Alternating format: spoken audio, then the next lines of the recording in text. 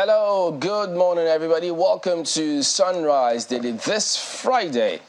I'm Chamberlain. So, well, bright and early. Good morning. I'm Malpel Yusuf. Got it right out of my mouth. But hey, welcome to Lagos. We're up bright and early. Yes, it's still sunrise, just in case you're wondering. I'm Kayode Okikelu. Sunrise Daily, actually. There's a sunrise that's different from Sunrise Daily. See what you did there. You're a double agent. I put it to you.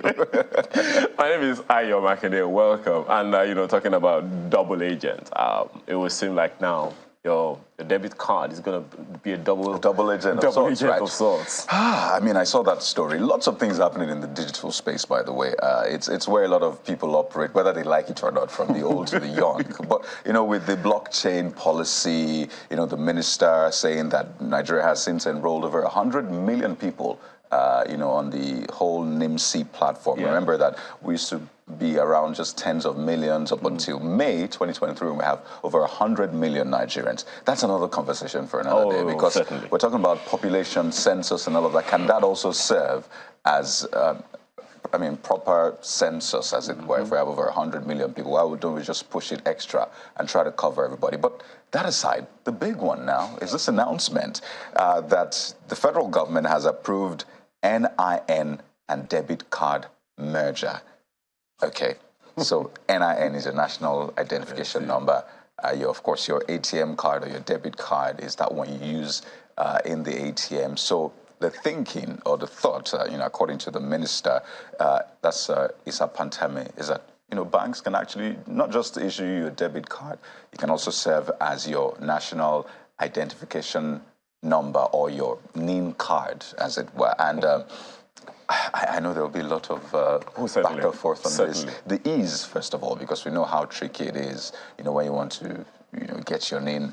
But before we begin to talk about that, is the database itself. There's been a lot of talk. I don't know if you've had that experience, whether you want to sort your passport, you want to go to banks, or you want to do anything.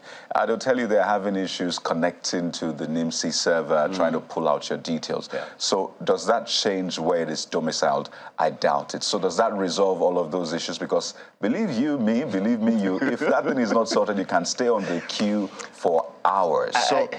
I think it answers one of the questions that a number of people have often asked, which is that of unification or harmonization of all kinds of data that we have. Banks have your details. Your vehicle registration system have your details. NIMC has your details. Who else? All kinds of people. Literally everybody has details. So you also put your details on social media. Isn't that so much details too on a debit card? So the challenge now, you've mentioned one of them, which is, the data bank harmonization by the agencies. Another thing altogether is now you can't even lose it. Of course, I had reason to travel over the past few days. And I've always used my digital NIMC card. But that's like a scanned copy of it? Yes, the scanned copy, the virtual copy. Now, that system is down. As I'm speaking to you, you put it on in 1-2 seconds, it goes, says something's wrong, and then I try again and something is on and all of that. So it is that challenge that is one of the challenges that we will have to deal with. For me, my challenge has always been that of how we communicate these things to people. Now, so on the one hand is this fantastic idea. Harmonizing, you remember that at some point, banks themselves could register people for NIN, which is, of course, a good thing. It makes it a lot simpler and easier. However, so harmonizing that data from the banks and NIMC, amazing idea, fantastic, good way to go and all of that. But security. So people lose their ATM cards all the time. It's easier in some banks now. You can just go to the reception or to the ATM hall and change, can actually literally print out your own card yourself. Yeah. You don't have to go into the banking hall. That's a good one. Will I be also be able to do that with my NIN card? So I think security will be one of the Security is one of the main issues, and I'm hoping that the minister and his team will also take this on board. Markwe, Chamberlain. Well, very interesting, this scenario, because yes, indeed, very valid and interesting points you've raised. But, just a quick one. I just wonder, INEC budgeted, I think they spent over 300 billion naira for this last elections, and the next elections, it will be higher. I think one component that could help You're reduce... very certain of that. That it will be higher? Uh-huh. Oh, yeah, it will be. Yeah, because, I mean, look at the last 4 years. It was lower than this one because inflationary trend, all of those things. They will always factor all of that in. So it will be higher. Can we afford to keep spending? How much is that? I think I was trying to see if it's almost 40% of our total budget at that time when it was being proposed. That's a lot of money for elections. And the thing is, the point I'm trying to make is that if we have all of this data and we keep having separate, all of the different departments have all of these things, what is wrong with us just saying, you know what? I mean, what role did the PVC play in the last elections that makes it so important that we must print it, accumulating the budget, contributing largely to the budget for INEC for elections? So if we say, okay, you know, if you have that name, you have all of those cards, why don't you let's just merge it with all of those? After all, different agencies now ask you for the name. So if you have the name, they're good. They're sure you're Nigerian. And you've gotten to that relevant age where you could vote. So what's wrong with us saying, look, since we say we don't have money, we're trying to cut our coats according to our cloth, let's reduce some of these things. You know what? Let this name also be a requirement. If you have all of this data, no need to print any further permanent voter cards whatsoever. Gets lost, you renew. Once you have this, you have it forever. You are who you are forever. So that will help us a great deal. After all, you have the BVN, then you have the name, then you have the debit card, CBN unveiled the card. So it's just several ways that these are loose ends. So if we do that, I think it might help us a lot. Generally, you know, in all honesty, I think, yes, indeed, we should look to tying all our data together. I mean, your NIN number should serve as your social security number, should be very much, and should function very much like your social security number. However, it doesn't seem to function that way just yet. People still, well, maybe it's beginning to, because if you want to go and do your driver's license now, they ask you for your NIN. If you want to get an international passport, as we speak, they ask you for your NIN. And for me, it's no surprise that banks are now going to be issuing these cards, or that, you know, they can now issue an ID card. After all, the CBN did issue us BVNs, and I think we're reading the other day that BVNs could expire. And we're wondering how. No, I don't think so. Expire how? Don't think so. I think that has been, yes, it should please stop. But I also recall that when the very first national ID card was unveiled, it was in collaboration with a bank. And there was a function, I think my own card still has it. It had a chip where you could, you're supposed to be able to load money on that card and be able to withdraw money with it. So I don't think it's anything strange that banks will be asked to, get in on this. I think the troubling aspect for me is the fact that the other agencies, because don't forget that there was a time when there was a deadline for this national ID card registration. And as a result, I think there was a liberalization of agencies or bodies. I think the private sector was invited into registering people, including telcos, so that they could gather as much data and so that they don't crowd up the NIMC offices. There was that, liberalization. And then for those who lived abroad to be able to register as well. The problem right now is that all of those data have not been integrated. So, for instance, you can have registered, you could have been issued a NIN number, and then you go to maybe passport office, and they tell you that, oh, sorry, your number has not been activated, that you need to go back to the NIMC office to be verified or to be activated. I have never seen such a situation. And the people who are suffering this the most are the people who registered abroad. So for our citizens who live abroad, they're finding it very difficult to renew their passports because abroad, I mean, you can't just go to Nigeria House if you don't have an appointment. And if they tell you that, sorry, your NIN has not been activated, it means that you cannot be issued a national passport. So I think that while all of these wonderful ideas of making things easier, making sure that banks are also able to get in on it. There needs to be a way to ensure that all of this data is seamlessly integrated in such a way that whatever agency needs to access it can immediately access it. It's also important that, if independent bodies were asked to do this on behalf of the federal government, those data are seamlessly integrated. Not that citizens now have to go through hell. The entire idea was to have made it easy for citizens to have been able to register. So what is this painful thing that they have to go through by reaching out to their siblings or their, family members in Nigeria? Please help me see how if you can help me activate my NIN. This is totally untenable. And I think it's deliberate on the part of these politicians because you need to see how they plan for elections. Plan to win, their situation room, what they deploy, who they consult, how much they spend. They go almost everywhere to get, quote unquote, the experts to crunch data for them and ensure they harmonize their data from the polling units, from wherever, to streamline all those things, almost real time.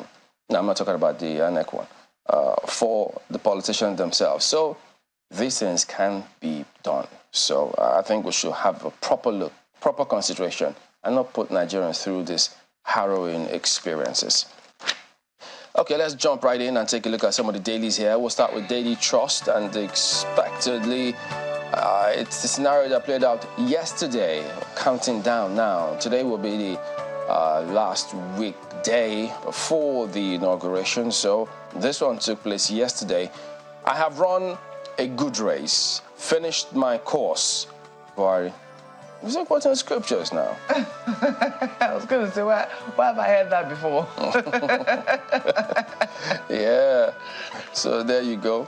And then the first writer says, my administration best in road infrastructure. President confers GCFR, GCON on President-elect Shettima, says Tinubu best for Nigeria. I won't disappoint Nigerians, ex-Lagos governor. So that is the story on the front page of Daily Trust today. I'm going to be renaming the president Buhari St. Paul.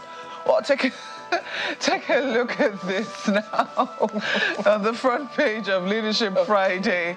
And they have this 10th NAS, uncertainty as North-South supremacy battle looms.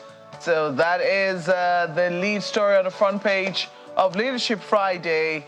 It's becoming a North-South battle. That's what they're saying now. Traditional rulers intervene. And then you also see this story. It made me chuckle when I saw it. 3 days to go. Appeal court fines Owuru 40 million naira over suit against Tinubu's inauguration. Yeah, Chamberlain just chuckled too. 40, that was steep. 40 million naira. And you should listen to the reasons that the court gave, that this matter had already been decided all the way to the apex court as far back as 2019. And that what you're trying to do is make them go in collision with the highest court of the land. This matter had nothing to do with the 2023 elections. This is about the 2019 elections that he's bringing to 2023. 40 million? 40 million naira. So he's been asked to pay 10 million naira each to each of the respondents that he mentioned in the case. Can they please sue me for something that happened in 2007 that's been decided? Let's leave it there. Hope I'll be lucky. Yeah, the court called it a gross abuse of court processes. Yeah. Wow. Let's leave it there for Leadership Friday. Mark got me there. I'm going to cut that part out and just watch it again, the renaming of the president. I'll take a look at the Nigerian Tribune next. Well, that can be explained. It might be explained. Well, the speaker, the presidential media advisor is... a scriptures person? He's a scriptures person. But there's a part of it, I fought the good fight. The president didn't include, but you know what? No, he didn't fight. The Nigerian Tribune. He fought in 2015 or 2019, and that was it. You know, the Nigerian Tribune has this angle from that event. I will not disappoint Nigerians, Tinubu. Buhari confers GCFR, GCON on him, Shettima, and those are the pictures from that event. I know a lot of Nigerians will still be reviewing the outgoing administration based on the promises made and what was delivered. So For a lot of people, it's not Uhuru just yet. And you see, what Tinubu must do on Shell's $3 billion deal, planned pullout of Niger Delta. That's according to Amnesty International. In case you're wondering what that is all about, it's on the inside pages of the Nigerian Tribune. So when I talked about people still reviewing this outgoing administration, it's just right there at the top of the front page. What we will remember Buhari for, Nigerians speak. Lazy youths, longest ASU strike, Twitter ban, Naira to buy Naira, railway, border closure, banditry, second Niger bridge, and I imagine the list goes on and on. Page 19 for more details. I know that lazy youths matter has been on for some time, whether or not the president actually used the words lazy youths or he was just termed to mean that in that interview he granted. But I'll let you take a look at page 19 of the Nigerian Tribune to get more details. It's a packed front page, but let's leave it there for the Nigerian Tribune. The Vanguard newspaper has on its front page this rather interesting one. Well, I'll get to the interesting part of it, but look at the front page of the Vanguard newspaper, and what do you have? I know extent of tasks ahead won't fail Nigerians that subscribe to the president-elect. Promises headway on security, economy, agri, jobs, education, health, power. Buhari confers GCFR, GCON on Tinubu. Shetima says, I've run a good race. Time to pass the baton at Nigeria in safe hands with Tinubu. We'll stop any attempt to scuttle handover, DSS warns. And that story that made Mokwe and Chamberlain chuckle. Appeal court declines to stop Tinubu's inauguration, fines lawyer 40 million naira. Is it the lawyer or the client? I don't know, but stories on page 5 of the paper this morning. Several other stories, as you see, it's a banner headline. Right under the nameplate, rate of killings worrisome. That's according to the Southern and Middle Belt leaders, and that definitely is something to give anyone concern. Right above Mr. and Mrs. Oh, before that, FG will award contracts borrow till May 28 midnight. I subscribe to Fashola. Please get the details on the inside pages. Don't just take that. You don't even know what that means. The story is on page 10. I mean, those words are quite clear. Well, English. It is context. You just said now about lazy Borrow youths. till. You just said about lazy youths. I mean, that will ask for context. Context. So that will get the context of this one as well, please. All right. Okay. Okay, there's this one, 48 million barrels, alleged illegal sale of crude, false. That's ascribed to Malami. Find out the details on page 8. But Mr. and Mrs. this morning, the word is delicate. Mrs. complaining, you finished a big bowl of pounded yam just 2 hours ago, and you are hungry again. That's frightening. More so when you described it as a delicate situation. And Mr. with his pot belly says, it's a delicate matter. When I'm hungry, and delicacy is the only solution. That's the Vanguard newspaper this morning. Well, it's a no-brainer where there's a pot belly there. Yeah, only solution till midnight too, I guess, when he retires for the day. Take a look at The Guardian next. 8 years after, vanity of rich talents as football declines, team sports wobble without laurels. Oh boy, you just wonder because, they're not really that difficult for us to do something about, engage, have an abundant, very energetic, very talented, lots of young people all over this country. I do this thing. And it doesn't take a lot for us to get them out there and get us going. But this is a big lead on the front page here today, how talent is declining. And I think the federations need to have a look inward in terms of how they operate. Because, if you have to organize a tournament yourself, for instance, the experience you face with some of those federations, oh boy, it's better imagine, because you never will believe what they tell you to do. Tell you to cough out. It's crazy. because they'll tell you, oh, bring money to host the Federation Secretary or President in that hotel.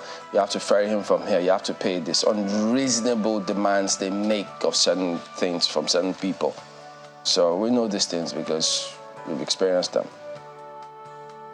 All right, well, that is just one scenario here, how football is declining, because this is a major avenue where Nigerians could let off steam, it could engage you, they could fly our flag with proudly, so it could compete with the best in the world, and these things can happen.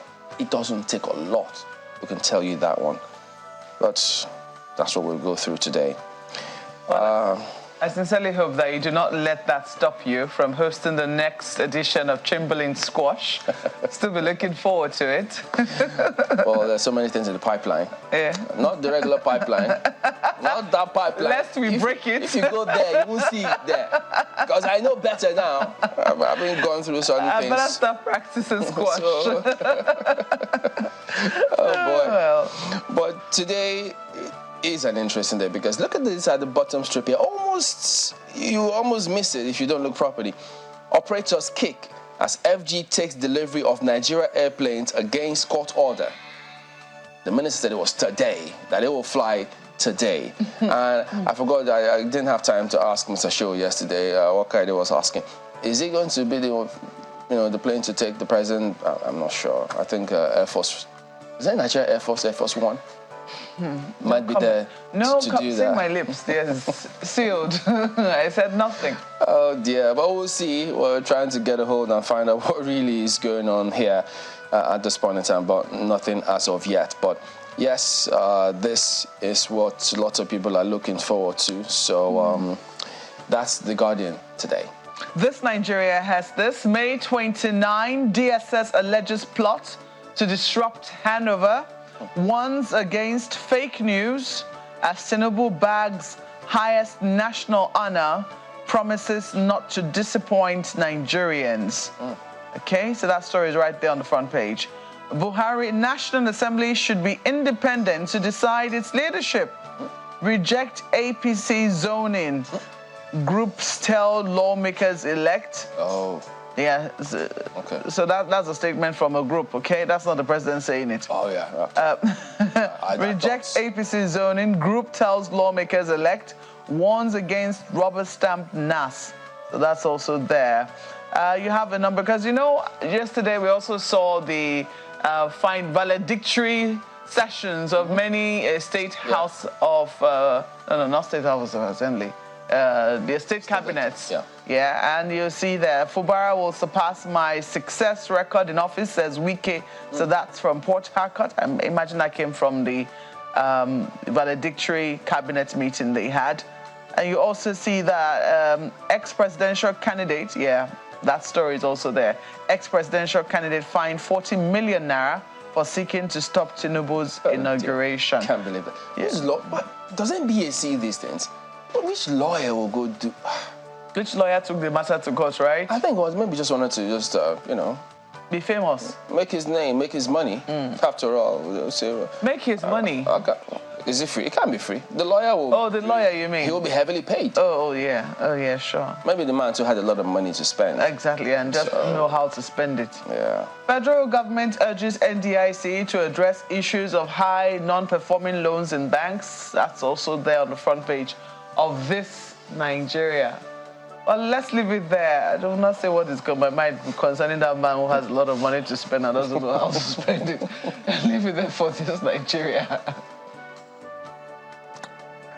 It's going to be a big day today, clearly. There's lots of activities at the courts. Don't forget that the Supreme Court has fixed today, May the 26th, for ruling in PDP suit against Tinubu, Shettima. Of course, PDP had claimed that Shettima's nomination as Tinubu's running mate was in breach of the Electoral Act 2022. So we're keeping our eyes on that, just in case you may have missed that on some of the front pages. But I also hope that's not going to attract another 40 million naira. Well, so different cases. I mean, different strokes, different folks. Different judges. I know a lot of people are looking at that, so not to worry, we're there live for you. By the way, there's also, you may not have seen that on the front pages, there's a concert that has been ongoing, the Renewed Hope concert, and I think it's been a big talk on social media. You know, people seeing different artists come on stage performing in the build-up to the inauguration. Very interesting conversation really happening around that. But take a look at Daily Independent this morning. Just re-echoes, President Buhari's parting words. It would seem, I ran a good race, I have finished my course. And I think it's just symbolic, the fact that he was handing over the baton to the president-elect, so you get the sense, the wordplay, and all of that. So that's a big one. And the story about Air Nigeria is also on the front page of the Daily Independent. Airport's concession is contempt of court won't stand. That's according to unions. There's one recent appointment in NIMET may spell doom for aviation. Just a sneak peek of what's on the front page of the Daily Independent newspaper this Friday morning, May the 26th. All right, let's see if we can take the News Direct this morning. And what do we have on its front page? Nigerian News Direct. Yeah, it's the big, bold story on the front page of the paper this morning. FG will award contracts, borrow till May 28. That's ascribed to the Minister of Works and Housing. Find the details of that on page 3. So, same thing. Well, you find out what the details are on page 3. Just okay. Flags off. Hey, whether you like it or not, Nigeria is still borrowing, okay? I mean, we're still servicing our debt, so we're in this... As I was saying, flags off 90 billion naira Akure Ado-Ekiti dualization highway. Buhari government is bereft of ideas, should not add salt to our injury. That's ascribed to a PDP chieftain. Find the details of that. And several other interesting stories on the front page of the Nigerian News Direct. The details are on the inside pages. And with the Nigerian News Direct, we've come to the end of a look at some of the papers this morning. And when we return, it's time for us to begin to take them one after the other as they come.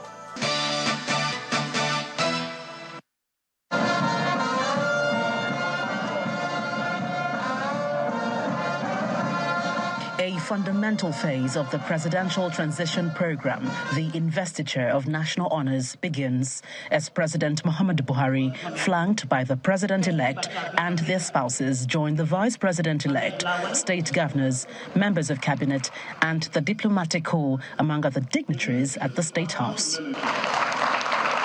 Under Nigeria's 7th consecutive democratic transition, this is the first time the process is driven under an executive order. There is elation as the conferment of the national honor of Grand Commander of the Order of the Niger, GCON, is first bestowed on the Vice President-elect, Senator Kashim Shettima. And government signed secondary school protescum from 1980 to 1983. And then the award of Grand Commander of the Order of the Federal Republic is conferred on the President-elect, Senator Bola Tinubu.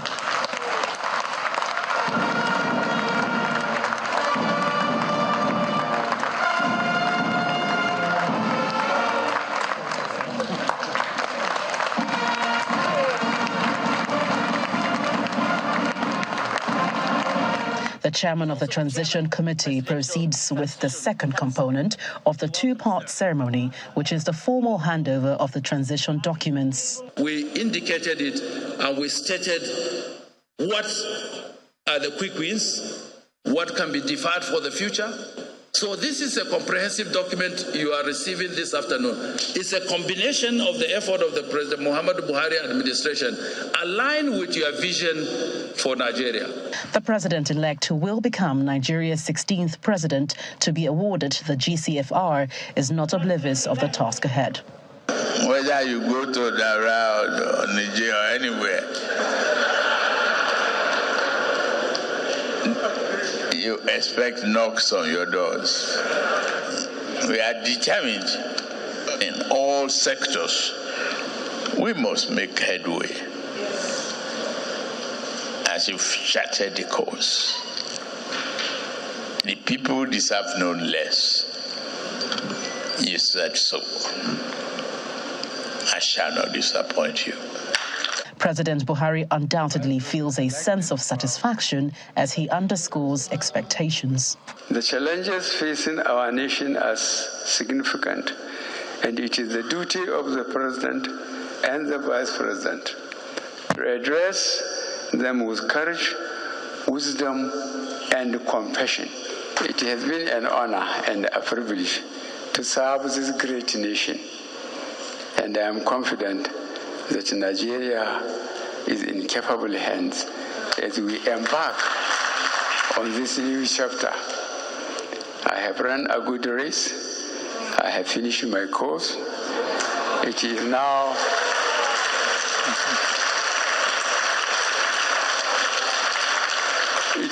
time for another to take up the baton.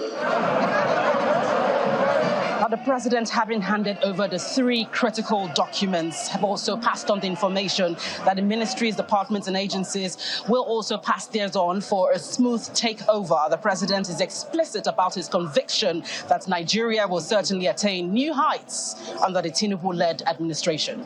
From the presidential villa, Gloria Omezoke, Channels Television News. All right, welcome back to Sunrise. Well, the build-up is on, and yes, indeed, by Monday, the inauguration will happen. So lots of plans, different activities going on at the moment. So, yes, also keeping in view, in perspective, the comments of the president-elect, what he intends to do, most recent yesterday. But we've got 2 gentlemen, as you may have seen in that welcoming slide, joining us this morning to just shed some light and preview what to expect and review some commentary. Mr. Jacob Ella is the CEO and founder of TAF Africa, and sitting beside him, Kasim Afegba, member, Media Strategy Committee of the PTC. Gentlemen, good morning. Thank you for coming on today. Thank you. My 2 most beautiful presenters. Thank you, sir. Thank you. Well, Mr. Afegba, yes, indeed, of course, lots of expectations, highlights, the PTC having meetings, endless meetings, and strategy sessions, of which you happen to be in the media committee. So, but just seeing one of the comments from the president-elect this morning saying, look, I know what Nigerians want. I will not disappoint. It further heightens a lot of expectations on the part of those who look to the economy and want to see, or just can't wait to see certain things spring up. And those who also, he spoke about unity government as well. So several people are waiting to see, okay, how will this play out? Even though the back and forth about the 10th leadership of NAS is still in one corner. So he's got a lot to juggle, but I guess his experience will come to play. So from your perspective, maybe that of the committee as well, how is the team handling all of what to expect, particularly for the big day? Well, thank you very much, Chamberlain. Don't expect that magic will fall from heaven. Everything has to be a planned indulgence, planned, approach to the handing over. We have looked at so many scenarios playing out, particularly issues that dominate public discourse. And we are taking them in their stride. Essentially, the president said he knows what the honor bestowed on him, and he knows that the expectations are high. But the president alone can't do the job. So, as a team player, it will be his responsibility and our own to also offer advice, suggestions, initiatives that will help to crystallize, a more result-driven, governance and government, such that Nigerians will be happy for it. Tomorrow, for example, Saturday, there will be a public lecture, by eminent Nigerians and former President of Kenya, Uhuru Kenyatta, the Sultan of Sokoto, Bishop Father Matthew Hassan Kuka, Amina Mohammed, Dayo Israel, the youth leader of the APC. They will all be speakers at the event happening in Conference Center.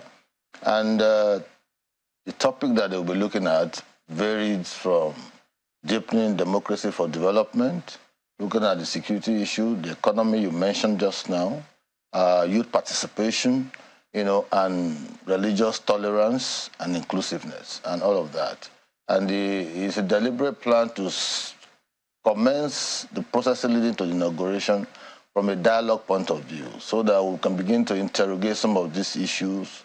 There are quite a number of issues, hate campaign, agitations at the zonal level, insecurity, youth empowerment issues. So there's the need for us to build inclusivity and see how we can put our heads together and even own the country. Because as it is now, there are quite a lot of polarization. There's no national cohesion. National conversation is almost at zero level. So we need to provoke a platform that will generate that, and tomorrow's lecture will be like a takeoff point. Okay, while we wait to see what happens tomorrow, I do not know if you're also keeping an eye on the courts. Do you think that any of the issues that you have in court, especially that which will be decided today in court, does it make you nervous in any way? I cannot be nervous. We have lawyers who are representing us. I don't want to preempt whatever the Supreme Court will come up with, but we are not going to detain ourselves and our preparedness for handing over on May 29, by litigations here and there.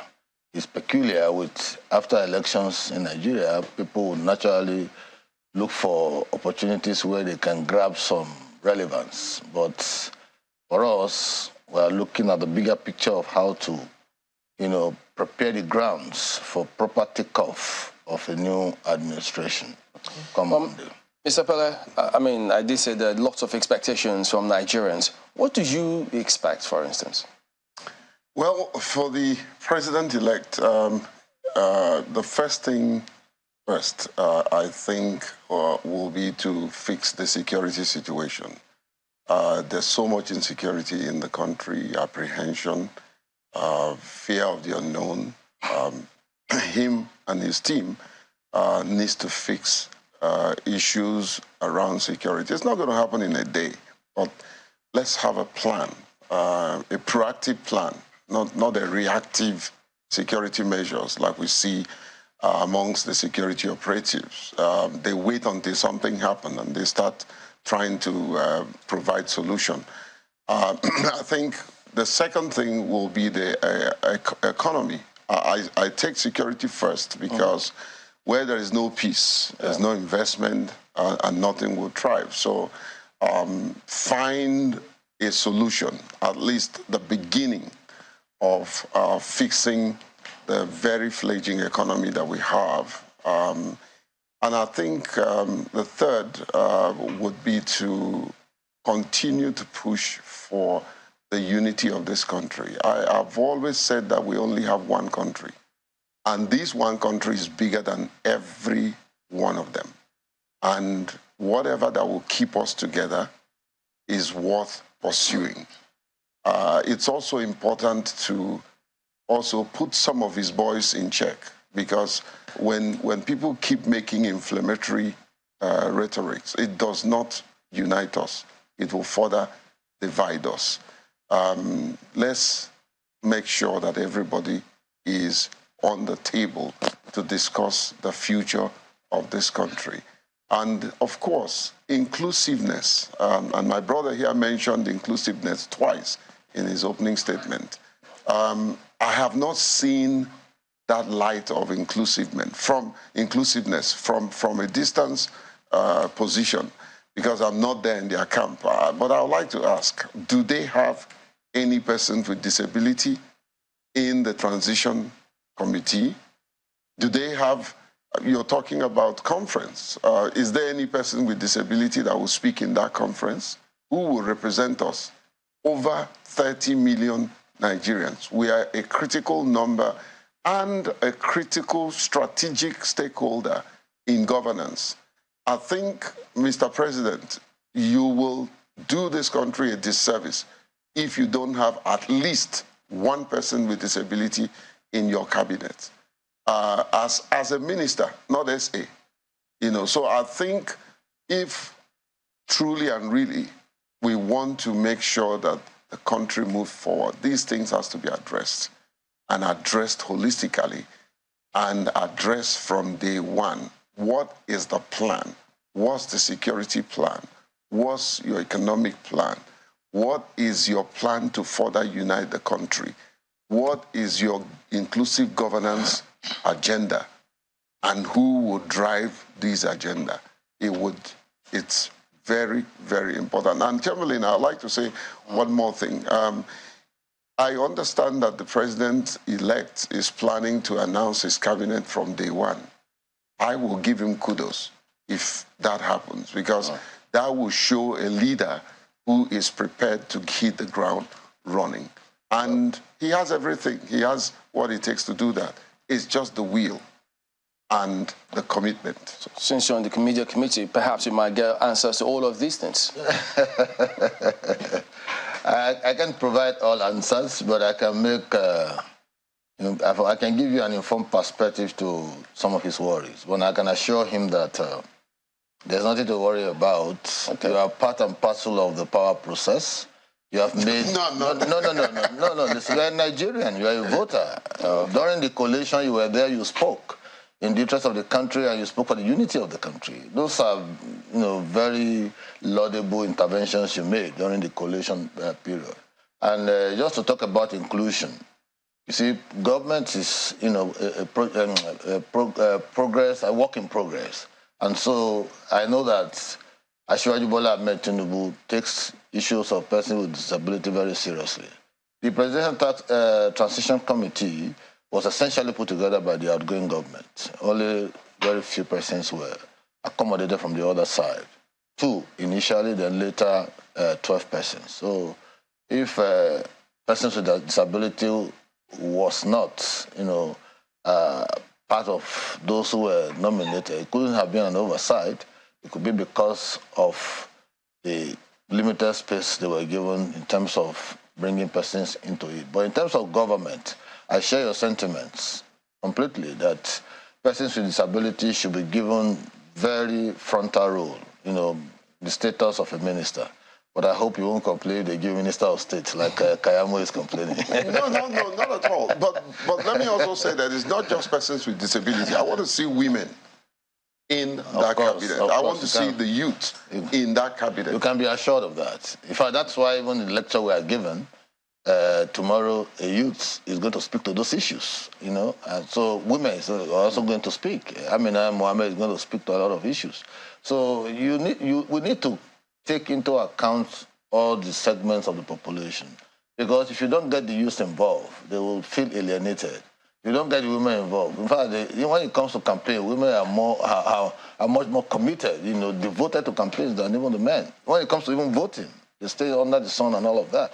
So the president-elect is a man who understands the political dynamics in the country. He knows that rising to this level of his political life was a product of hard work and strategy, and because he didn't inherit any political dynasty by virtue of his upbringing and all of that. So I think he is quite conversant and very much at home in those kind of issues. And I'm sure I'm one of those persons who have implicit confidence in his ability to speak to the issues as from Monday. What about the cabinet? Do we expect it as quick as Mr. Pele mentioned?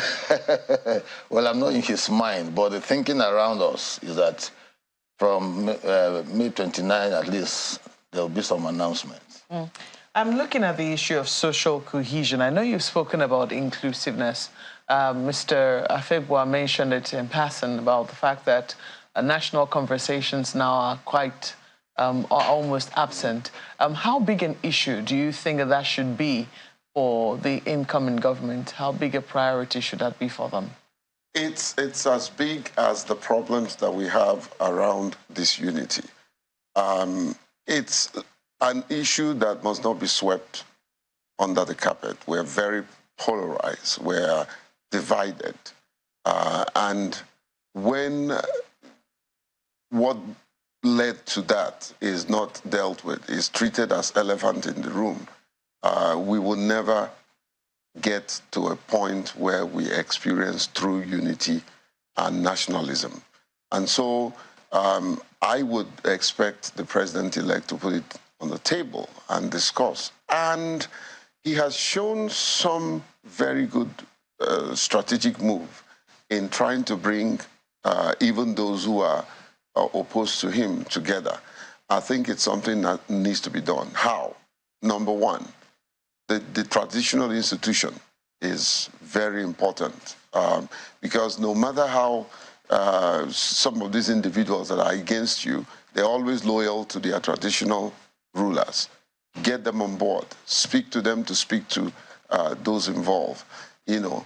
And like I said, make sure that your camp is not making statement that looks like you're trying to make jest of the same people that you want to bring to the table.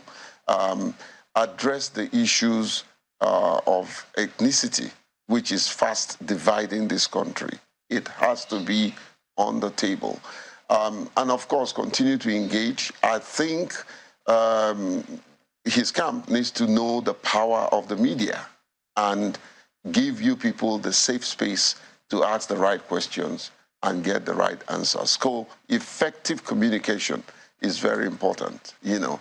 Well, I'm hearing for the first time there's going to be a conference of this nature, but I don't know whether it is effectively pushed through the communication channels, the platforms, you know. So engagement is very important, continuous advocacy, you know, walking in humility, making sure that you listen to people, hear their agitation, treat it with dispatch, ensure that there is a strategic plan to address the issues from the root. You know, let's not do the Nigerian factor. Let's not do the ethnicity factor, nepotism. Those things must be addressed fair and square, and then begin to implement whatever suggestions and solutions that you have. And of course, Nigerians were very patient people. Mark, I'll tell you one thing. If this president-elect assumes office on the 29th, and within 1 month, 2 months, 3 months, 1 year, fixes the economy, fixes the power issue, fixes the insecurity issue, I'm telling you, he will be celebrated and carried high. We are a very peace-loving nation, and it is very, you do little things to please us, little things, and Nigeria will sing your praise. And I think if he toes this line, he could be on his way to be the most celebrated president that this country will have. Let's go to Lagos. Well, thank you, Chamberlain. Let me, in the at the behest of that conversation that Mr. Pele just started around communication, let me ask you, Mr. Fegba, you have been Commissioner for Information before, so you understand the challenges that anyone would have, particularly in terms of communicating to people. So, Mr. Fegba, I want to ask you, what is the challenge of really communicating with Nigerians? Successive governments have had the challenge of carrying people along in terms of getting them information that they can use, that they can trust. Because we both know that the trust deficit is critically depleted. Why should Nigerians trust this government that is incoming now, particularly beginning with the communication challenge that Mr. Pele spoke to? Well, thank you very much, my brother. You see, if you read me in my column 2 days back, this was one of the issues I raised about lack of communication, you know, and coordination in the outgoing government. But again, every government has its own idiosyncrasies and undercurrents. And so we are looking forward to a new government, and a government that is going to be headed by a man who understands the value and the virtue of proper communication, strategic communication, carrying people along so that whatever policies, framework that are in place, there will be a buy-in of the people. Asiwaju Bola Ahmed Tinubu is a man of dialogue. He understands that engaging with issues, engaging with persons is very critical, is very necessary, very essential in building a solid foundation for implementing government policies. And so, for him, if you look at his first intervention in governance in Lagos, you see that he was able to put together a very strong team. And this time round, I know as a matter of fact that, attempts and efforts are being made to streamline communication, build a coordinated approach to it, and, draw up strategy that will make our communication very effective.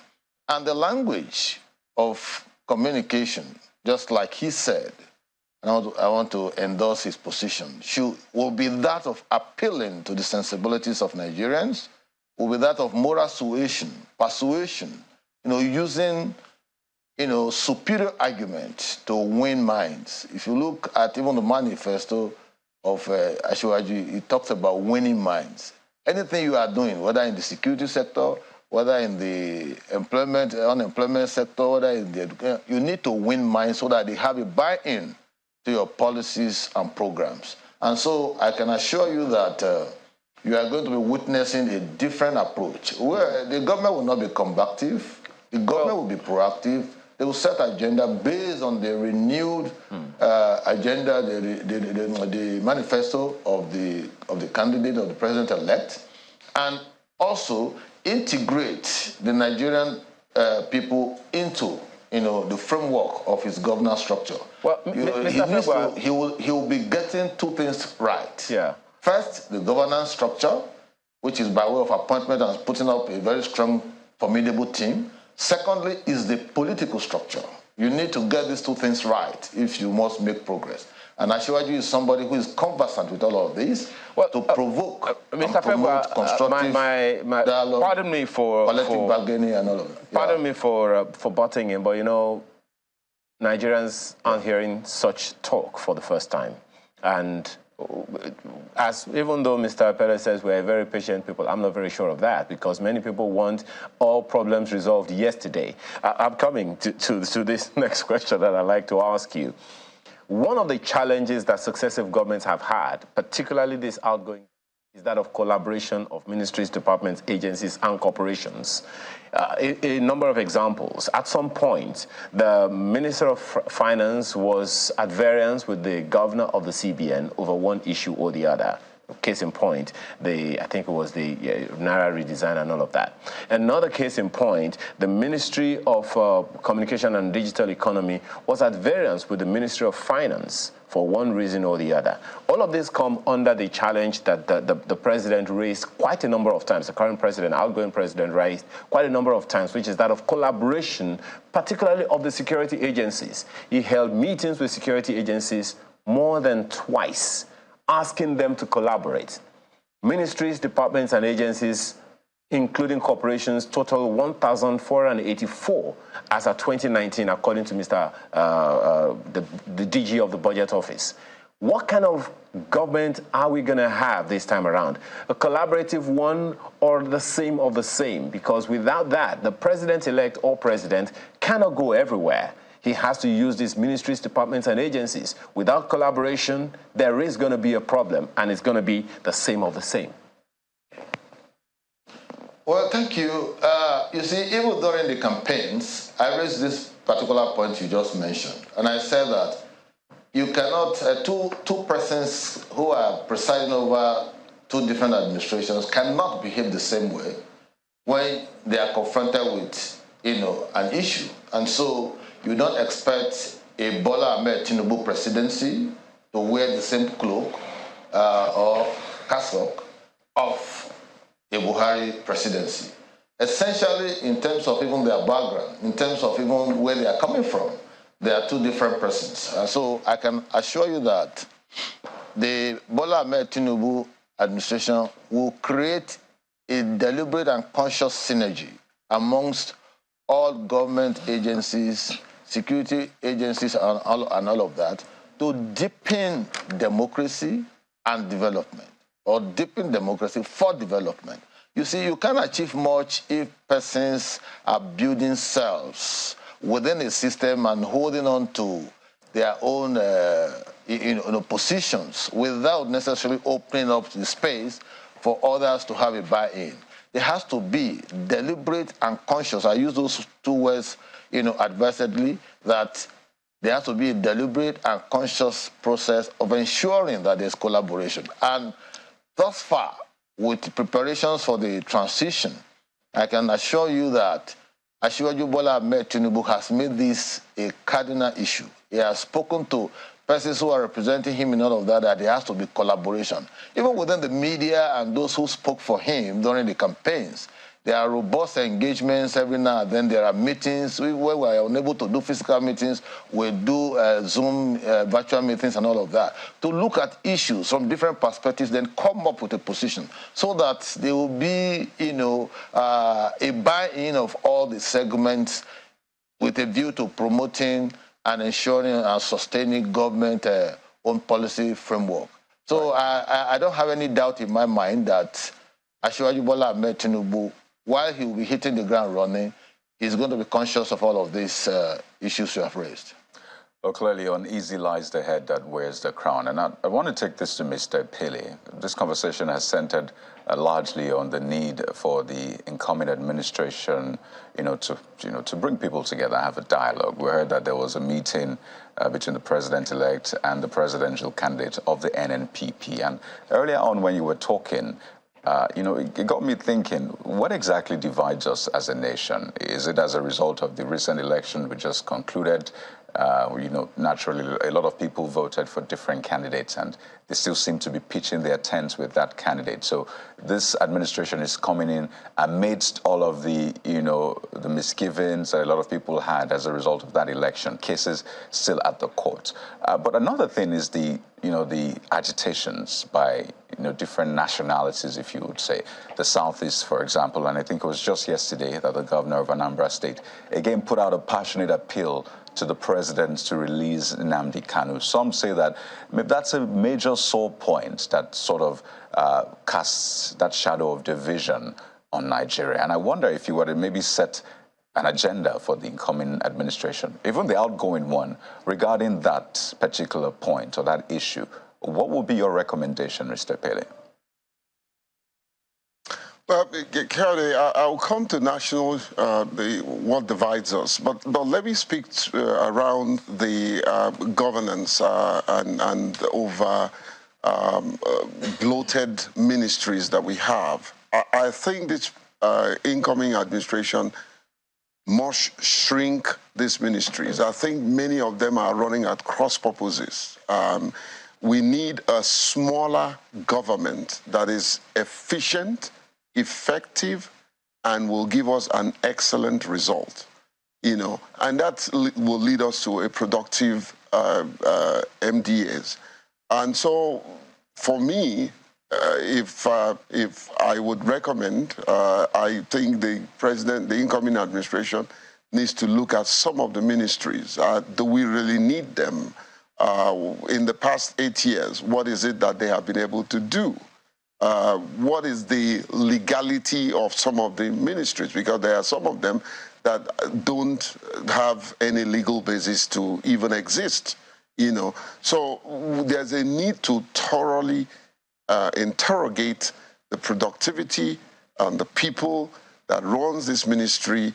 Otherwise, he will repeat the same mistake that others have made. Shrink the government, have a small team that can serve the majority of Nigerians and deliver on your mandate. What is it that divides us? Politicians and politics.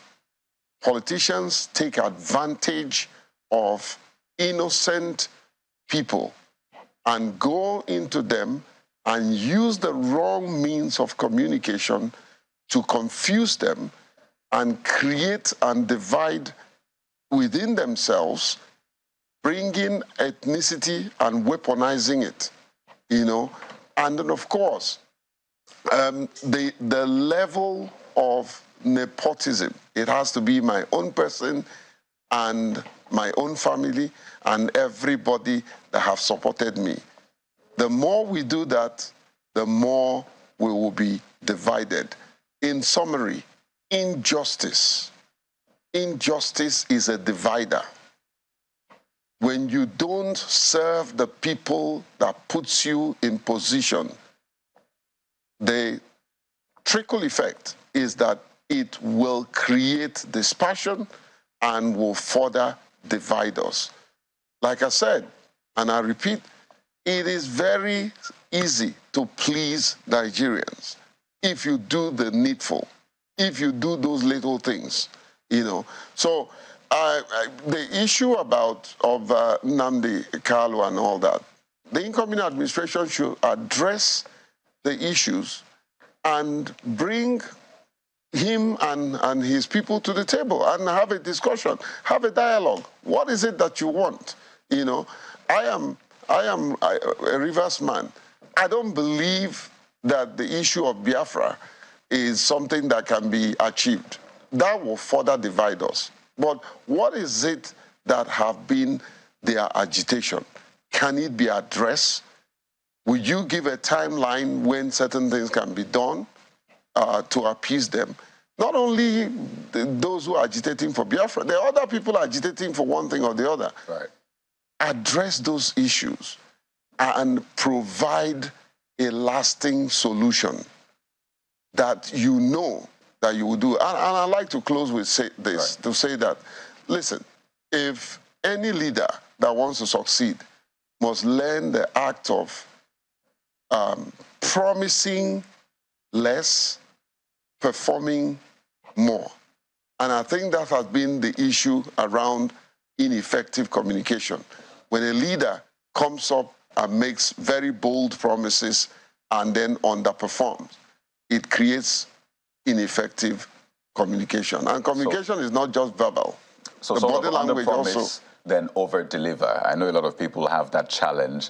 They've talked about INEC and the elections. Even this outgoing administration saying there were lots of expectations. But the president-elect has said he won't disappoint Nigerians. So I don't know if for you that is over-promising or under-promising. Well, let me go to Mr. Febua and get this, get his response. Because I know that particularly for the 10th Assembly, you have spoken about the leadership, how you don't think the Southeast, for example, has that moral ground to lay claims to Senate presidency, which you have talked about and campaigned for rigorously based on the votes that came from that region. But Mr. Epele is saying, well, it shouldn't be that way. At least I imagine that's what he's saying from what I heard him say, saying it shouldn't just be your people or people who have supported you, your family, that will be a part of government. So is that an exception you think that the president-elect is willing to make, saying maybe for the Southeast and for issues regarding that, yes, I didn't get all that support, but let's put that aside and govern the country?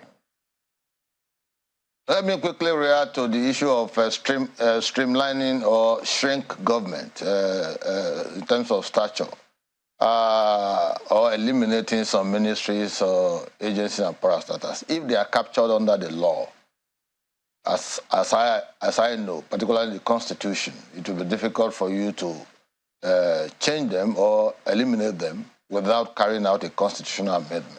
That's on the one side. On the other hand, the presidential system of government that we are practicing is so bogus. People have written, they have spoken against it and all of that, but it will take a process for you to be able to achieve, the optimum in terms of size of government, expectations, and also ensuring that certain things are done deliberately to keep us, afloat. Talking about the issue of the Senate presidency and of the 10th National Assembly. Yes, I came out openly to make a case for the South-South region. And my position is that the Southeast shouldn't see the clamor for the Senate presidency as an entitlement based on the erroneous, I say erroneous, belief that Nigeria is sitting on a tripod. Nigeria is not sitting on a tripod.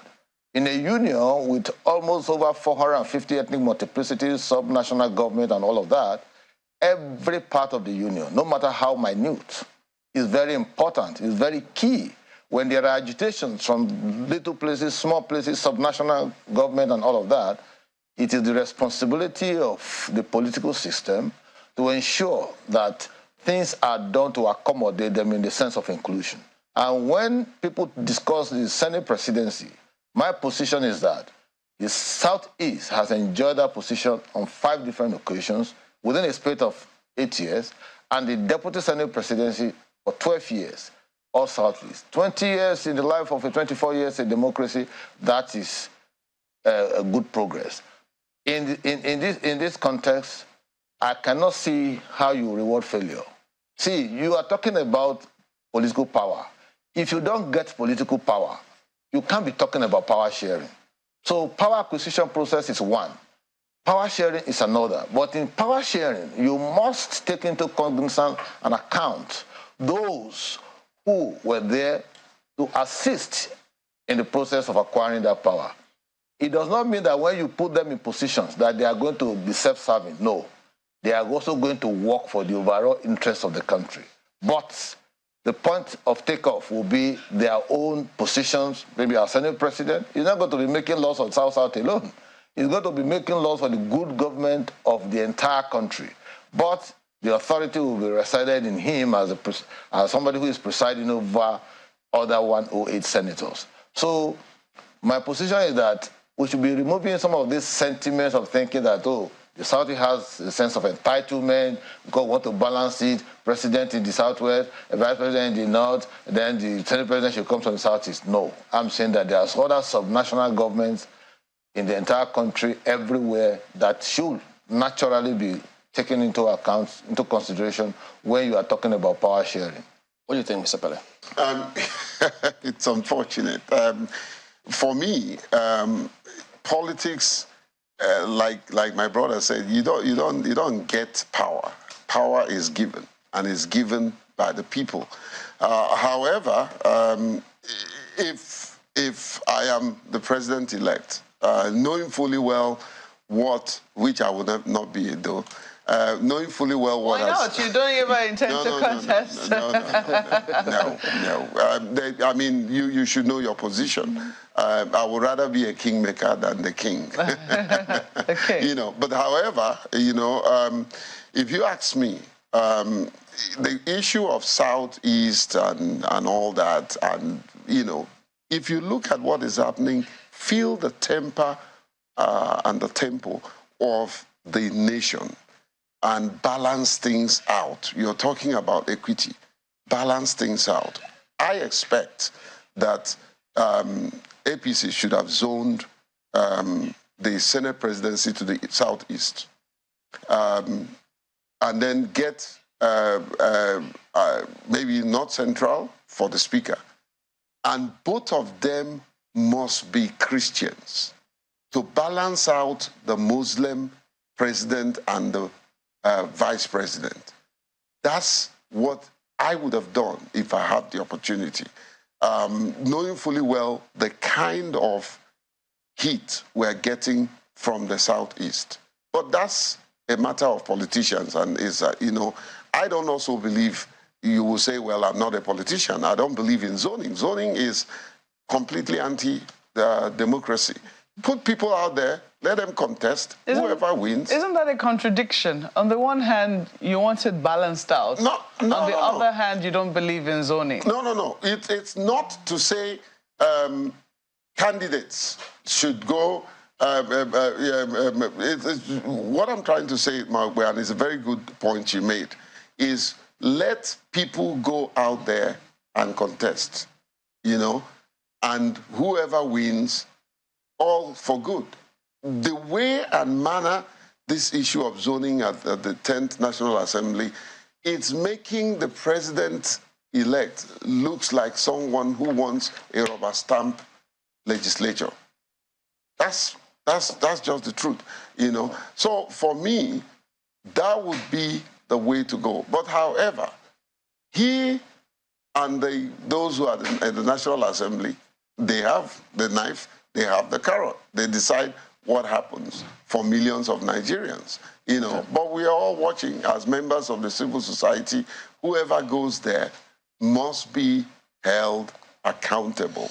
So must be productive. Yeah, as we wind down, you respond to that if you will. But how did the team respond to the U.S. delegations list, where the Secretary of State wasn't on that list? I know that in 2015, John Kerry was here, was in State Box as well. So how did they react to that? Quickly, let me just respond to the point he made about Christian. Please, I think Nigeria is not made up of two religions. We should not be taking out those who don't believe in Islam and Christianity. So if you are talking about balancing, it has to be other religions. That's what is appropriate. So that those who are Ogun worshippers, Yemoja and all of that can also be accommodated. They have a right. Even atheists who don't believe that there's God. So, and for you to measure that segment is also difficult because people just believe if you are not a Muslim, you must be a Christian. It's also unscientific. Talking about the U.S. delegation,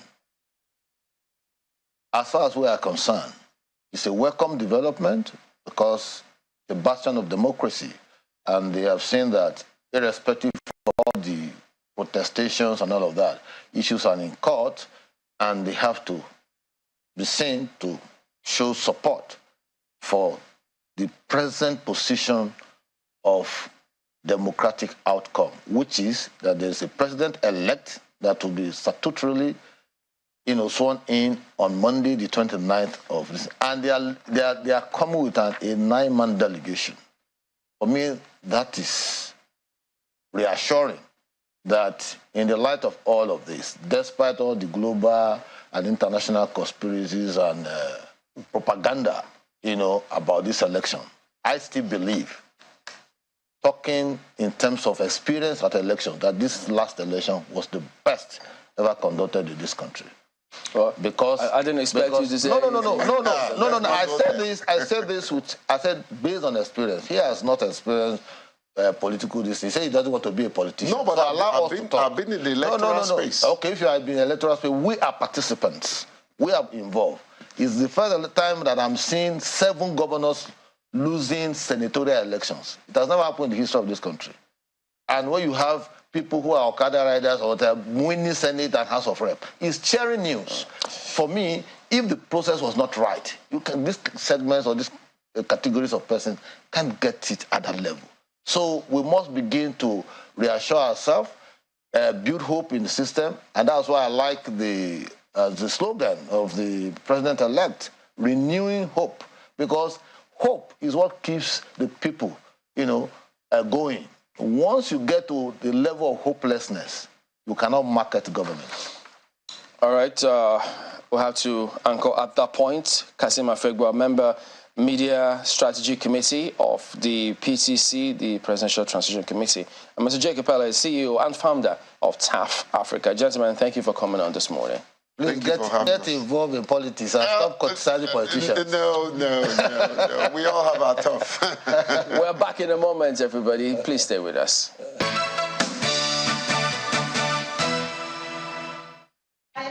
Every single thing we said we would do. And the question that you will ask next is the Nigeria Air. On Friday, in 2 days, the Nigeria airplane will land in Nigeria, part of the processes to commence the operation.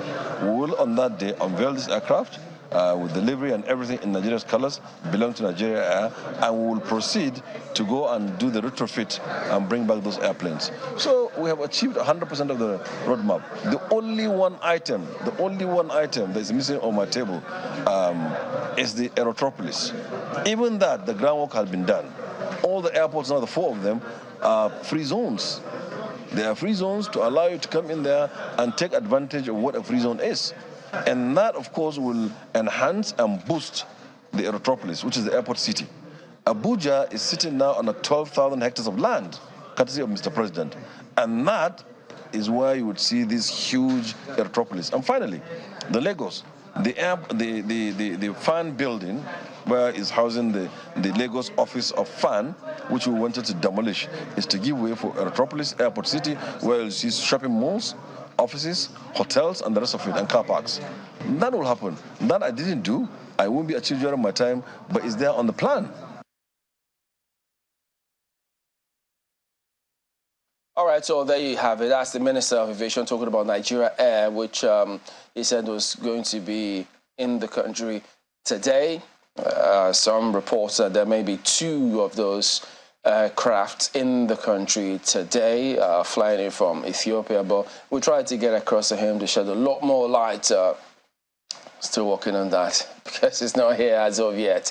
But we also did catch up with the Senate Committee on Aviation. The deputy chairman of that committee, Senator Ibn Ala, did speak as well on this matter. Apparently, they've been on this matter going back and forth with the ministry and the minister. So here are some of what he said. Wait tomorrow and see, and then maybe congratulate him for beating the deadline based on the promise he has made to Nigerians that the airline will take up before the handover date, which is Monday. The only concern is that if the aircraft arrives tomorrow, will it start flying tomorrow, or is it going to start flying on Monday? Or that's what the details of what we don't know. But I do know that the last phase of the AOC may entail what we call demonstration flight. So maybe if the airline will be doing Port Harcourt, Lagos, and then some NCA people have to be on board to be able to establish the safety and then the standard operating procedure for the airline so that they can accept it for the full commencement of the flight. We have been reading in social media and in the papers that there is an issue with this airline in court. Whether that has been resolved or not, I don't know, honestly. And I keep on hoping that it has been resolved. We've equally been reading, again, social media, you know what it is, that some people are complaining that the procedure for the issuance of the AOC has not been fully met or whatever. And we've been reading all those, and I'm hoping that all those issues will have been sorted out before now. At times, it's very difficult for you to speak when you are in government because it means either I will be blowing our trumpet or whatever I say may not carry some weight. But the real practitioners in the aviation industry will tell you whether the government is leaving the aviation industry in a better state or not. From my own understanding, from what I have seen, to be fair to the minister, he has done his best within the limit of what he knows what to do. But of course, you know, there may be some concerns, you know, here and there. And those concerns will remain valid for those who have expressed them because they have reason for doing so. You see, I am somebody who wants to talk from the position of knowledge. Everything that is going on with the Nigerian Air is left in the ministry. The ministry has held everything to its chest. So we don't know, you know, what they have, you know, so it's very difficult to give an opinion over what you do not have full knowledge of. Will I have any thought on a process that was started and completed and it has been given to the public that is the bid? I did not take part in the bid process. I know very little about the bid process, so it will be wrong for me, you know, to give an opinion or thought over it. So I would rather position myself in the same position you are, you know, to be comforted with what we are reading on the pages of newspaper and of course some part of social media. One of the interactions we had with the minister, with some stakeholders in the industry, he made mention of the fact that when the bid process was to commence, all the stakeholders were told and invited, you know. So if they had wanted to participate in the bidding, they were encouraged to do so. But that none of them participated, based on what the minister said, and they were all there. Then their only reply was that the process leading to the bidding was not too clear to them. That's their own contention. And therefore, they could not have participated on what they know very little about. And I think that was the reason why they went to court. The Airline Association of Nigeria, I think, went to court. that's why I say I'm hoping that all those issues have been resolved, by now, so that tomorrow we welcome the aircraft that is coming, and then maybe possibly the Civil Aviation Authority, in view of the exigencies of the establishment of the airline, may put some waivers that may not necessarily affect, the safe operation of the airline. But I know that that issue of demonstration flight is a fundamental issue in the AOC process, that I know. Whether that will be waived and how that will affect, because you see, every airline has what they call standard operating procedure. When you say you want to fly from Abuja to Port Harcourt, the NCA will want to be on board. They will have a checklist to see whether you are following your standard operating procedure that guarantees the safe operation of that aircraft. Once the checklist is completed and they are satisfied that you are following the procedure, of course they will put you through some issues. Maybe midway they will tell you that let's assume there is problem. What do? And they are following your standard operating procedure to see whether the pilots and the crew are really knowledgeable and well trained on the standard operating procedure. And then after that, they will now give you the go-ahead to commence operation. With the aircraft arriving tomorrow, with us having only Saturday and Sunday, I don't know the magic, but I believe somewhere, somehow, that has been taken care of. That's what I will believe. One thing is certain. Whether it's Buhari's government, whether it's the Senator-elect, Senator Bola Tinubu's government that is taking the country, we require, at this moment of our history, a national carrier. Nigeria is too big a country not to afford a national carrier. And the reason being that we are probably one of the most traveled, even though that is questionable, because when they say one of the most traveled, we are over 200 million. So if you have that volume, you believe that you are one of the most traveled. But if you go to a smaller country that has like 10, 15 million, 20 million people, fewer people will be traveling. So that doesn't make us, aggregately, as the most traveling country in sub-Saharan Africa. Every Nigerian has a responsibility to offer assistance to whichever government is in power to be able to actualize the dream of having a formidable national carrier, that will stand the test of time. Well, that was Senator Bala Naala, Deputy Chairman, Senate Committee on Aviation. So in case you didn't see his caption there. Well, now we're joined by, I'm getting some distractions here. Well, now we're joined by Captain Ado Sanusi, Managing Director and CEO of Aero Contractors, who joins us virtually. Good morning, and thank you for joining us on the program today.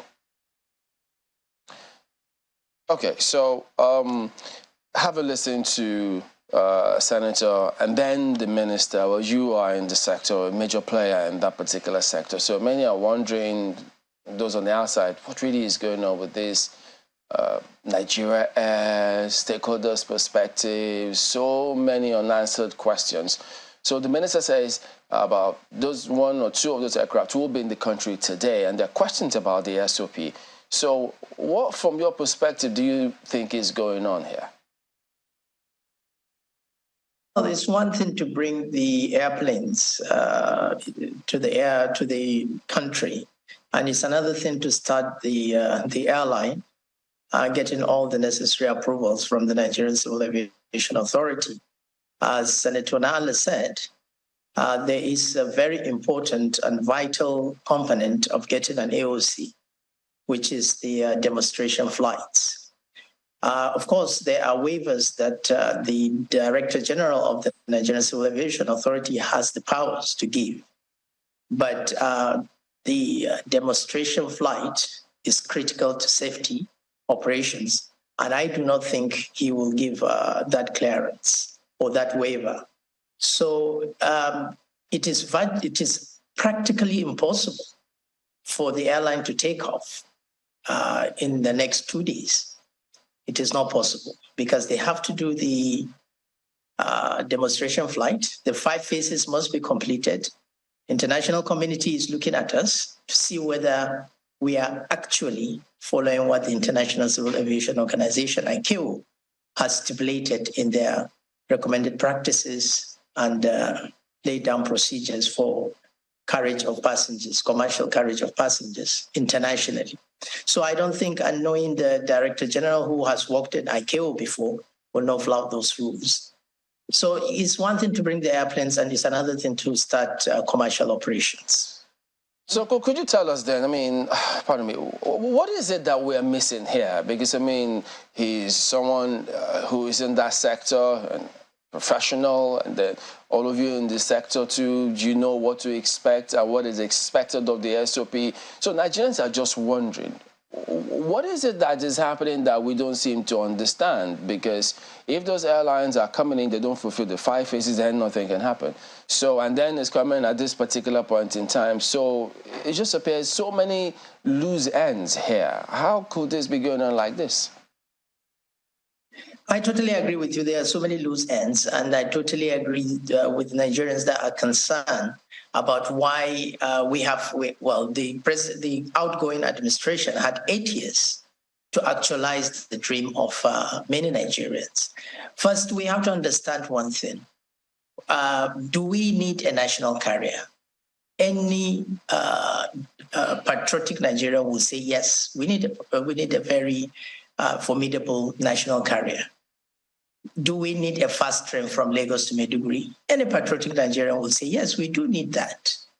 Do we need security? Yes, we need that. But can we afford what we need? That's the thing.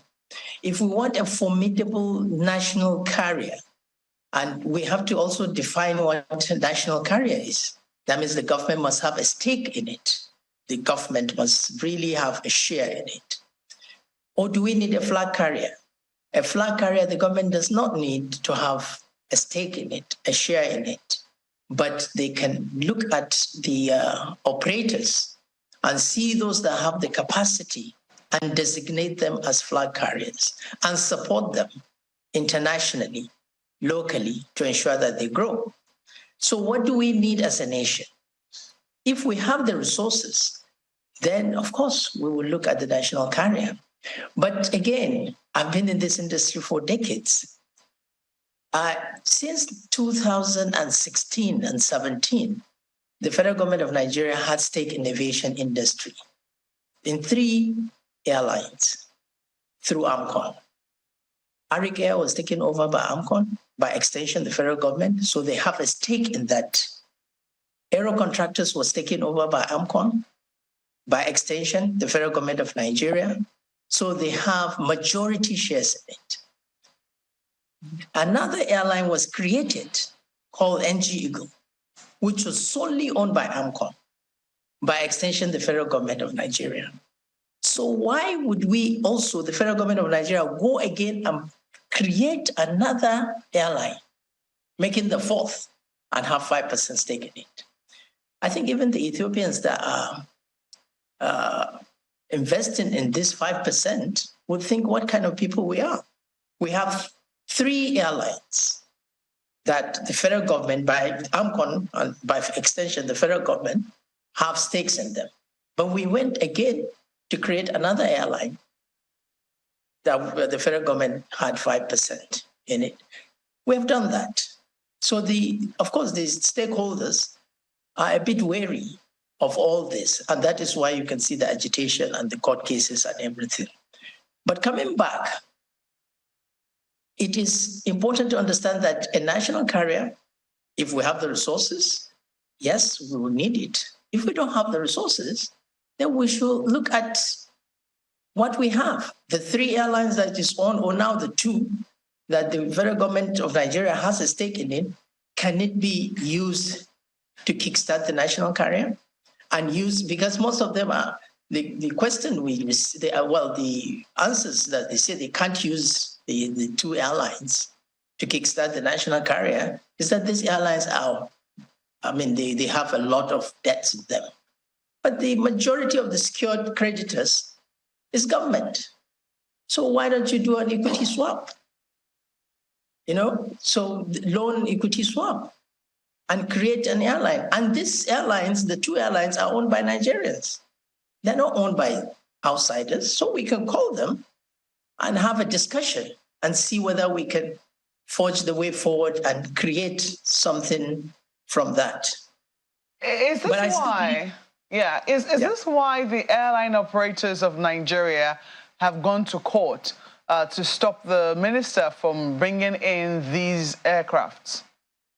I believe it's one of the reasons. And I believe also, whatever you do as a businessman, when you hear that the government is coming into it, you have some apprehension that, the federal government is coming to sell my tomatoes that I'm selling. So definitely you feel a little bit threatened. But when you start seeing undue advantages given to that particular entity, then you have to protect your investment by going to court. If there's no fair level playing field, there's no fair playing level ground, you have to protect your investment. And I believe also that they also went to court because the alleged concession that is given to the technical partners is too much. That is what they are claiming, is too much. And the technical partners want to put them out of business. Those are the allegations they are making. And if those allegations are true, of course, they are going to throw a lot of Nigerians out of job. But and also keep Nigerian businesses. We've also always spoken about this, about the BASA agreements that we have with a number of countries. One would have thought that, in the aviation sky, it's big enough for all the birds to fly without, colliding against one another. Looking at all the agreements that Nigeria has with a number of countries and how many countries we fly to, locally, not a lot of the local airlines we have fly to a lot of countries. So why do you think they feel so threatened? Well, you see, if you do not grow your own, when will you grow and make sure that those local airlines have the capacity to fly? If you always keep saying that, let us go and get outsiders to come and do the job, when will your if the outgoing administration didn't ban importation of rice, do you think the rice farmers would have gone and started farming rice? They would have still been importing it. So if we still keep the local airlines, or they don't have capacity, or they cannot do this, all these airlines that you've seen, Lufthansa, KLM, British Airways, they started from somewhere. So I believe that if you encourage your own, and there is nothing wrong encouraging your own, if you encourage your own to grow, no matter how bad it is, to grow and get to that level, then you can now say, well, they can compete internationally. But when you are always looking for international airlines to come and fly your BASA, of course, you will never have a local carrier that will have the capacity to compete. And of course, you have to understand that all the countries are eyeing our market. So they will do everything to ensure that our market doesn't grow.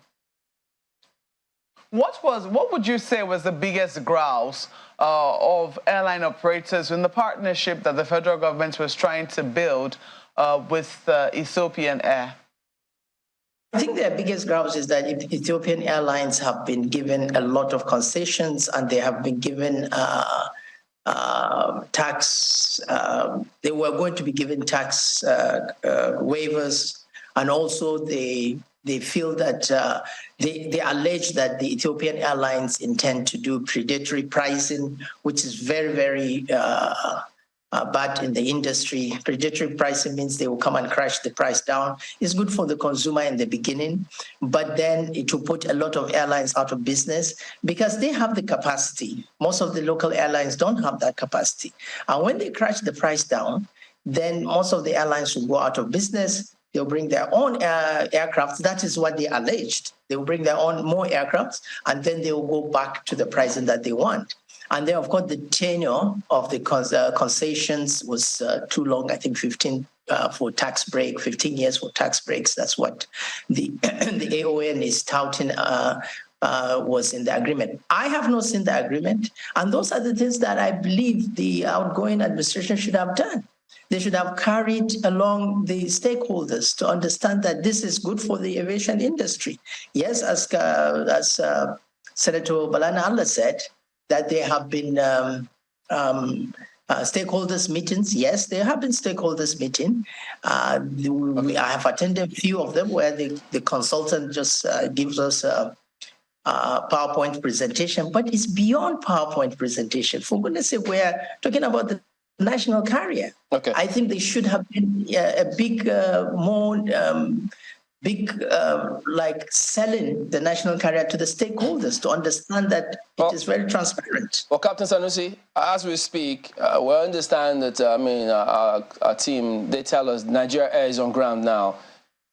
So yes, I can see. I was sent the video of Nigeria Air is on ground, and it's congratulations to the minister. He has brought in the airplane, which is a plus to the outgoing minister. But I think whatever you build, whatever company you build that is not on solid ground will not stand time.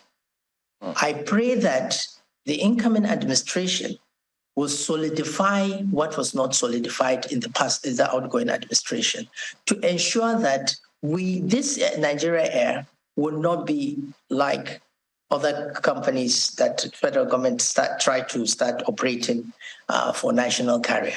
I think it's a good thing that he brought the airplane, but I believe it is not only a show. I believe that we should look at it and make sure that the company is have started on a solid ground. So what we are seeing from outside. Pardon me for butting in. So since you manage an airline, we'll go to break now, but when we return, you tell us how do we move forward, just as you mentioned, the passing, so that we have a solid ground. We will be back in just a moment. Stay with us.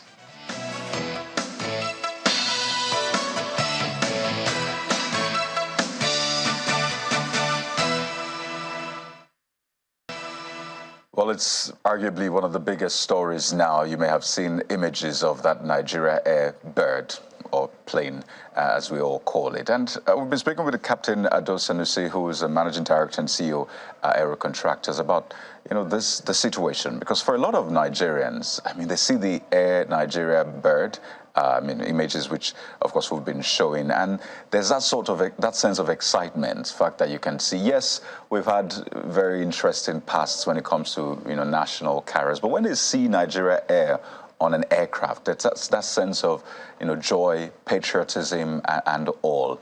But clearly, AON is not happy with that. But I'd like you to speak to this point, because in that image, you see, I think I see an Air Peace carrier. I think this is an Ethiopia, actually, because there's another Ethiopian airline bird just behind it, and then there's an Air Peace carrier there. And some are saying, well, so this is the Ethiopian Air that also does some work for Nigerian carriers. If they're coming on board to do business here, shouldn't it be the more, the merrier, have some sort of competition and give people different options? That's all we always ask for, some sort of, foreign investment and, open up Nigeria. So how do you balance that? Because a lot of people are thinking, are you trying to stop the good work, which a lot of Nigerians are excited about?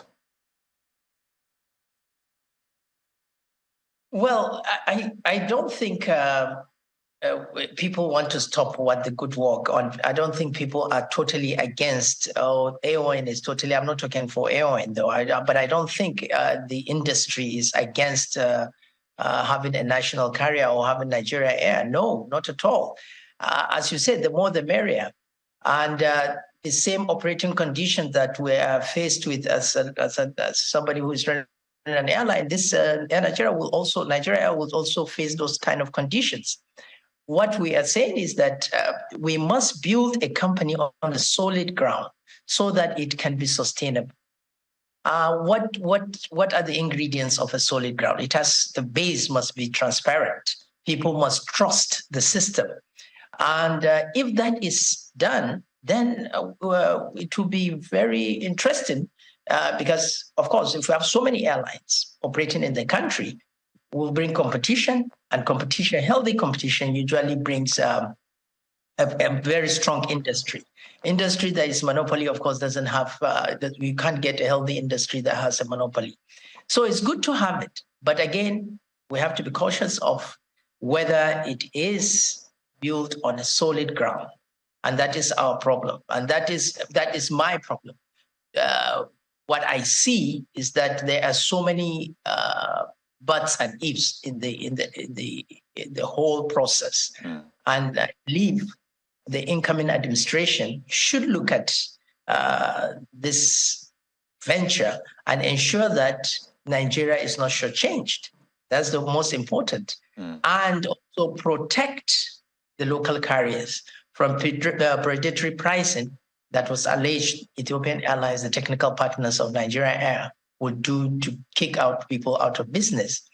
You have to understand, as I said, that there is nothing wrong protecting your own, even if government wants to enter into aviation. You must protect the existing carriers. Absolutely. So, but Captain, pardon me. So when you say predatory prices, that essentially means that they might crash the price, so it'll be lower than what people are paying now for local flights. Is that what you mean? Yes. So what it means is that you crash the prices just for a short time, because you have waivers, taxes, waivers. You are not going to pay probably the civil aviation authorities 5%, the income taxes, and some other charges you've been waived. So you can't afford as an airline to crash the prices down.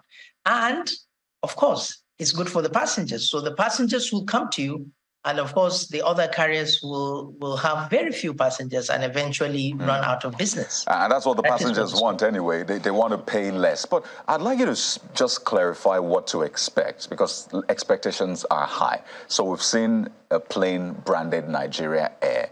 As things stand today, you said that it doesn't look like it will operate at least before May 29th. So what is the duration it will take normally to get Nigerians to be able to pay for tickets and at least jump on the bird? If all of these issues are sorted out, what is the minimum duration? So we, manage expectations here, because people are seeing that plane and they're thinking, okay, let me go online now and book a flight.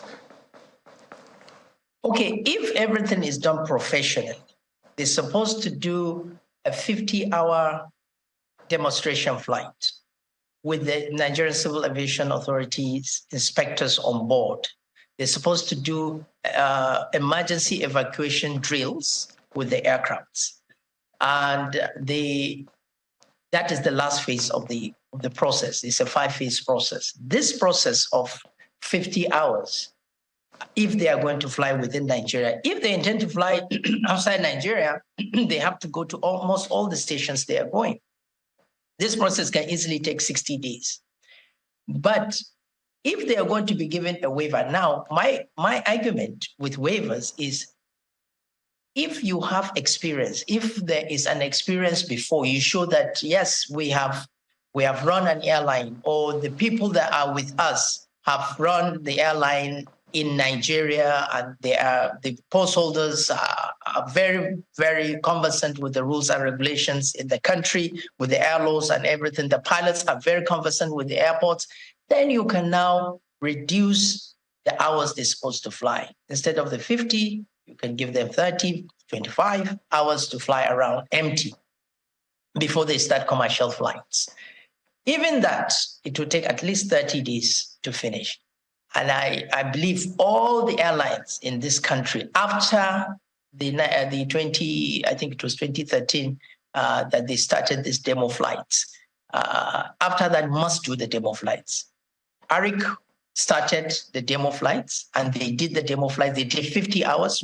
I remember when I was the deputy MD of ARIC, we did all the demo flights. Even outside the country, we flew the A340 that time to places to show that we can operate into UK, into the United States, and the rest.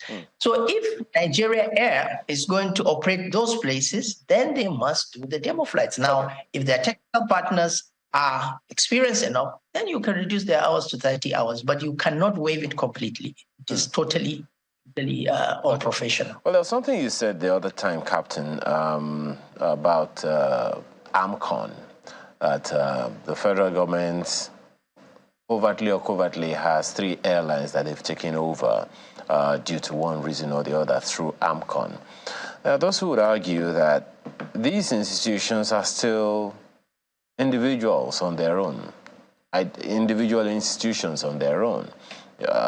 What would be the propensity then for the federal government to take them over when the circumstances, what are the processes perhaps that should be the question? Do you think the federal government could consider in order to take over those airlines, merge them into one as you are suggesting, as opposed to starting an airline, a new airline from the ground? Okay, first the federal government through AMCON have taken, as I said, ARIC, they have a substantial interest, no shares, substantial interest. They have appointed a receiver manager through AMCON. Aero contractors, on the other hand, they have 60% through AMCON, shares, and they are creditors also. In ARIC, they are creditors. They are secured creditors, so you have to understand secured creditors. So that means there are assets that have been pledged by those individuals, by those airlines. Then AMCON created another airline to move its assets to this new airline called NG Eagle. Now, these are the 3 airlines that I was trying to explain that government had through AMCON, the federal government of Nigeria through AMCON had substantial interest in 3 of these airlines. And if you look at ARIC and you look at Aero, you can see that in ARIC, yes, they don't have shares, but in Aero, they have 60%. But they have a lot of assets. And these companies are owned by individuals, as you said. These individuals are Nigerians. So why don't you call them? We want to start a carrier. We owned these assets in your company. We owned 60% of your company. We want to convert this. Not that the legacy shareholders would not have a stake in the new national carrier or in the one that I'm proposing. Not that they wouldn't have, but they will have a stake. But you now do debt equity swap, which means that if I know that you are supposed to take 200 billion from ARIC, let's say, or 10 billion, or whatever the figure is, I'm going to convert it into equity. And I have that. So this is the business end then, Captain, my apologies. This is the business end then. Would you then say that this new consideration, this Nigeria Air so far gone, would you then say one way or the other that it's kind of wasteful for the federal government to be going in that route as opposed to consolidating the investments they already made? No, that was my argument in the beginning. I said the argument I was making was that we should have considered that, but we have passed that stage now.